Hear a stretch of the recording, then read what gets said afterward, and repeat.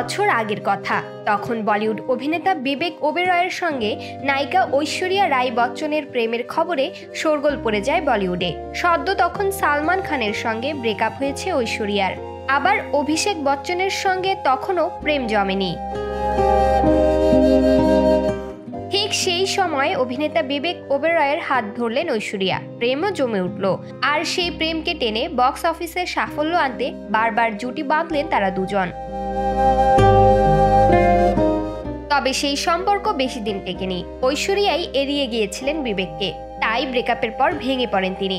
তখনকার এক সাক্ষাৎকারেই বিবেক বলেছিলেন, একটা জিনিস স্পষ্ট, প্লাস্টিক বিউটির ভেতরে রয়েছে প্লাস্টিকের একটা মন। সম্পর্কের অল্প কিছু সময় পরেই বিবেক ও ঐশ্বরিয়ার প্রেমের কাহিনীতে আসতে থাকে টুইস্ট। ঐশ্বরিয়া তখন একের পর এক ছবি পাচ্ছেন, আর বিবেকের হাত ফসকাচ্ছে সিনেমা। সে সময় বিনোদন ম্যাগাজিনে প্রকাশিত নানা গসিপ আর্টিকেল অনুযায়ী বিবেকের পরন্ত ক্যারিয়ার গ্রাফি নাকি ঐশ্বরিয়া ও বিবেকের ব্রেকআপের কারণ।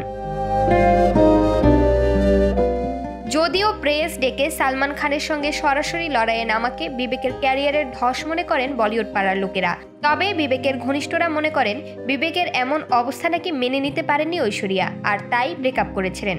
গুঞ্জনও উঠেছিল বিবেকের সঙ্গে নাকি বিয়েও ঠিক হয়ে গিয়েছিল ঐশ্বরিয়ার।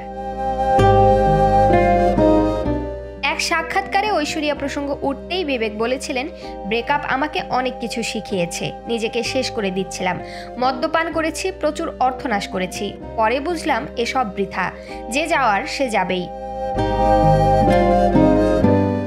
এর আগেও কফি উইথ করণ শোয়ের এক পর্বে ইমরান হাশমিও সাবেক বিশ্বসুন্দরীকে প্লাস্টিক ডেকেছিলেন।